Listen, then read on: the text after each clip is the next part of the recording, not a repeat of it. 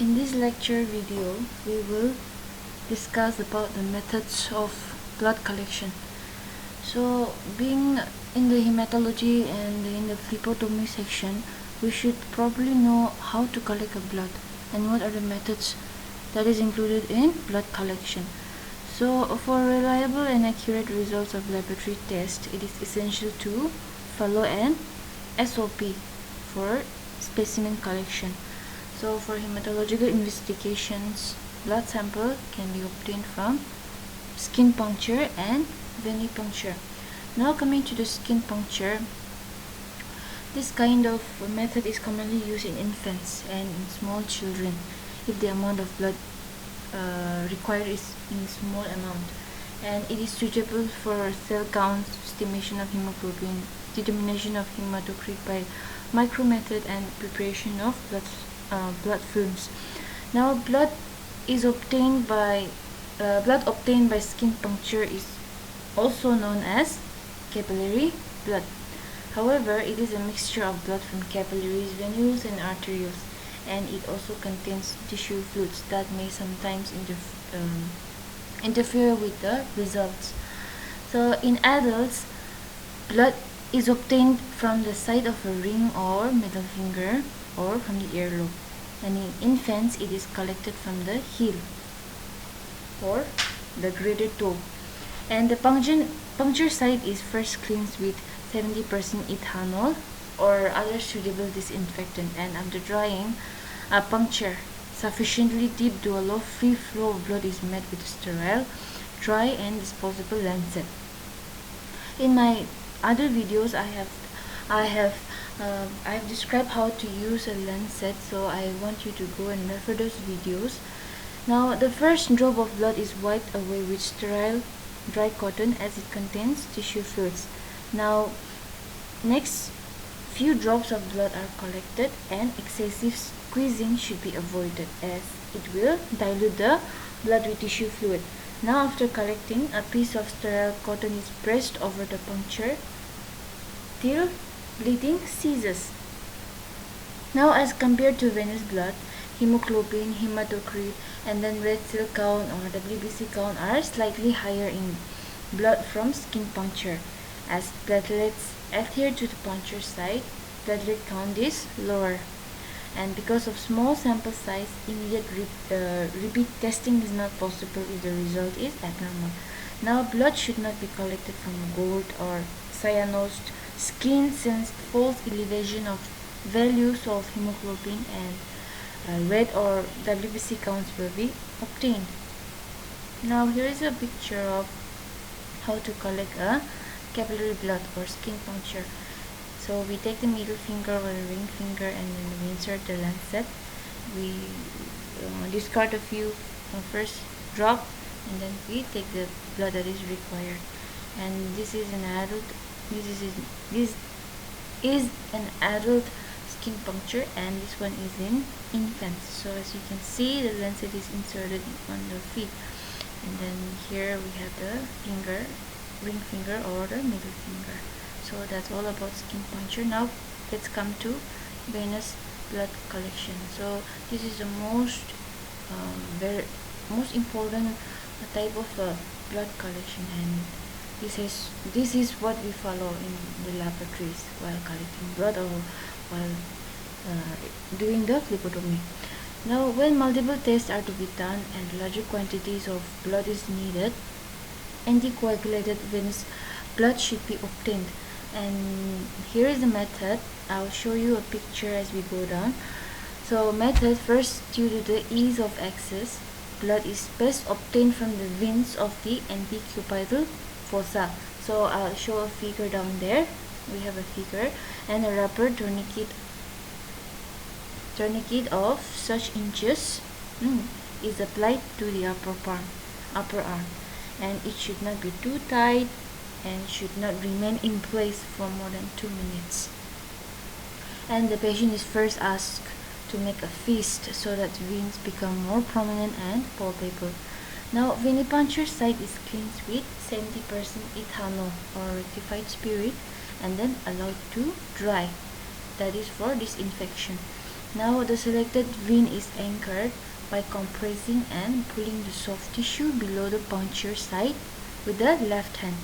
Now the sterile disposable needle and syringes should be used for venipuncture in order to avoid any kind of infusion of disease or any kind of pathogens.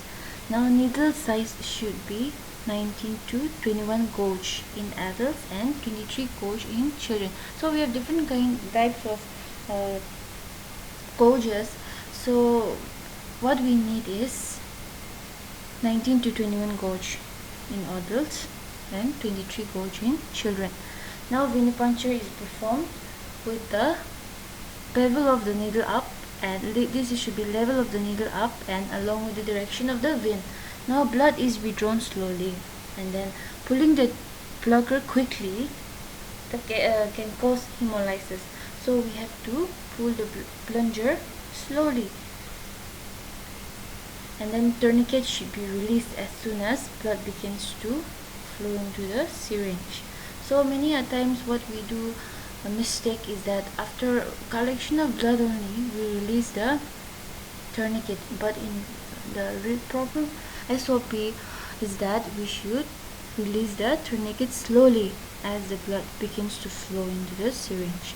Now when the required amount is withdrawn, the patient is asked to open his or her fist and the needle is withdrawn from the vein, and a sterile cotton is pressed over the puncture site, and then the patient is asked to press the gauge over till bleeding stops, or we can paste the plaster upon it. Now the needle is detached from the syringe and the required amount of blood is carefully delivered into the tube containing appropriate anticoagulants. So we have an SOP of the order of blood flow that I will discuss as we go down. Now let us continue. So if the blood is forced through the needle without detaching it, hemolysis can occur. As you all know, what is hemolysis? That is disruption of the breaking down of the red cells, and then we will get abnormal results. That is one most important thing we should remember, and that all comes in quality control.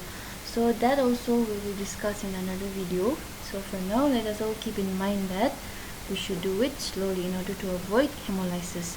Now containers may be glass bottles or disposable plastic tubes with caps and then flat bottom.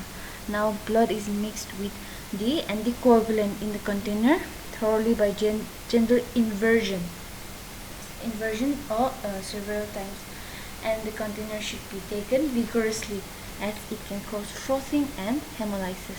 Now this is a picture of venipuncture. So this is a tourniquet that we place here. After placing the tourniquet, this is how you insert the needle.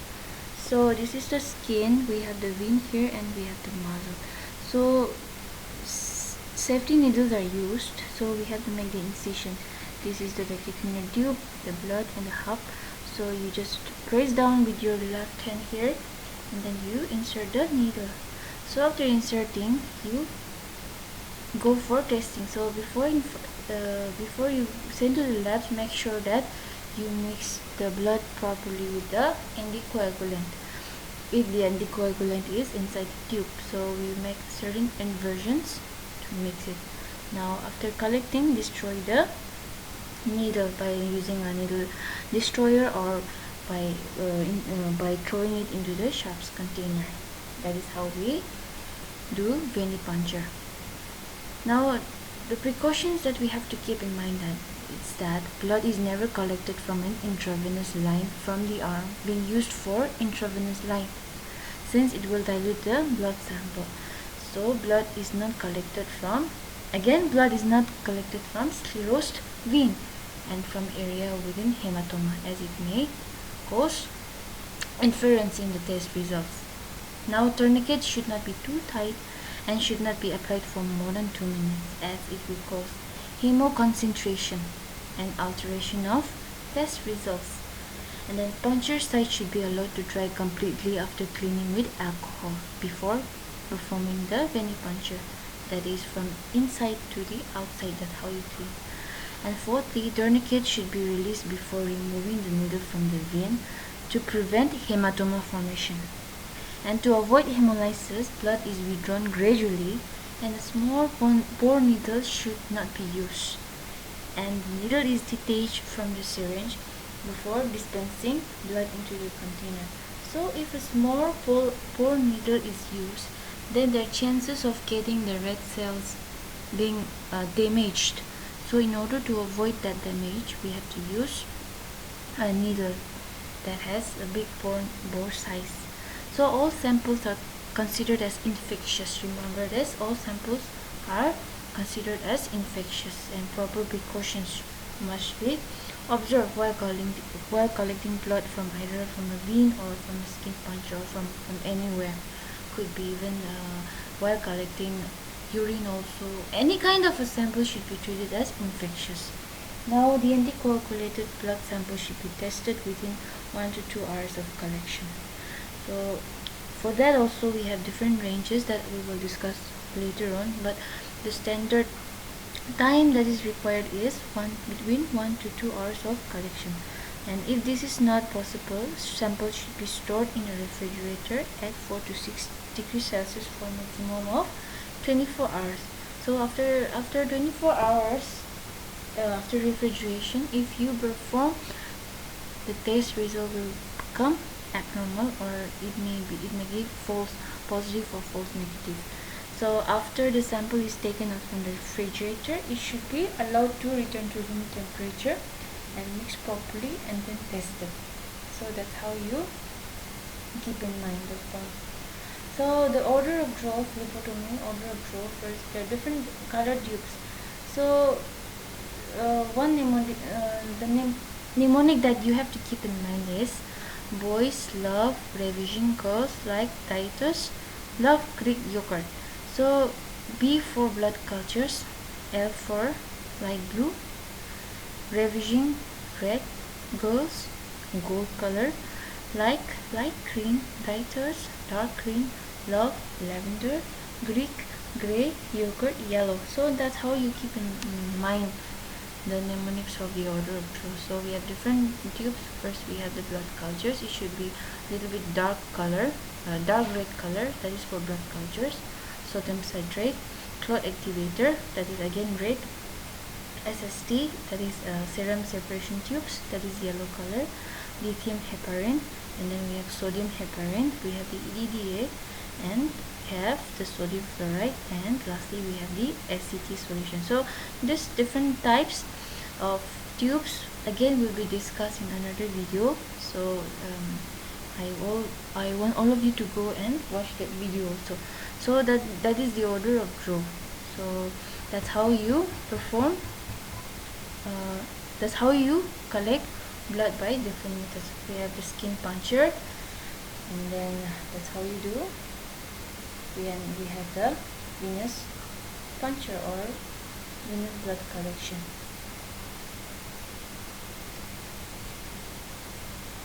So that's all about this video. I hope you have understood. Thank you.